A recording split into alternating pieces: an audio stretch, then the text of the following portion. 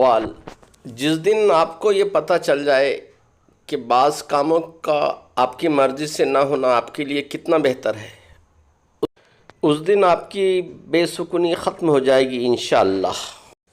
تلاوت قرآن کی اہمیت۔ تلاوت والا گھر۔ حضرت عائشہ صدیقہ رضی اللہ تعالیٰ عنہ سے روایت ہے کہ حضرت صلی اللہ علیہ وسلم نے فرمایا، وہ گھر جس میں قرآن کریم کی پڑھا جاتا ہے آسمان والوں کو ایسا دکھائی دیتا ہے جیسا زمین والوں کو ستارے دکھائی دیتے ہیں۔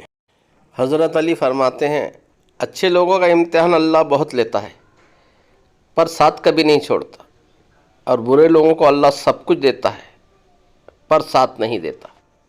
حضرت علی کا ارشاد ہے، جب کبھی تمہارا دل بے وجہ بے چین رہنے لگے تو سمجھ جانا تمہارا رب تمہیں عرش پر یاد کر رہا ہے۔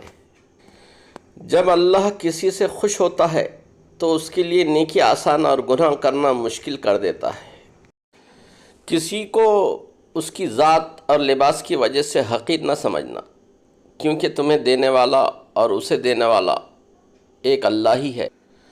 وہ اسے عطا بھی کر سکتا ہے اور آپ سے لے بھی سکتا ہے۔ باپ اولاد کے لیے ڈھال ہے جو کبھی اپنی اولاد سے غافل نہیں ہوتا۔ باپ ایک مقدس محافظ ہے جو ساری زندگی خاندان کی نگرانی کرتا ہے۔ باپ ایک ذمہ دار ڈرائیور ہے جو گھر کی گاڑی کو اپنے خون سے چلاتا ہے۔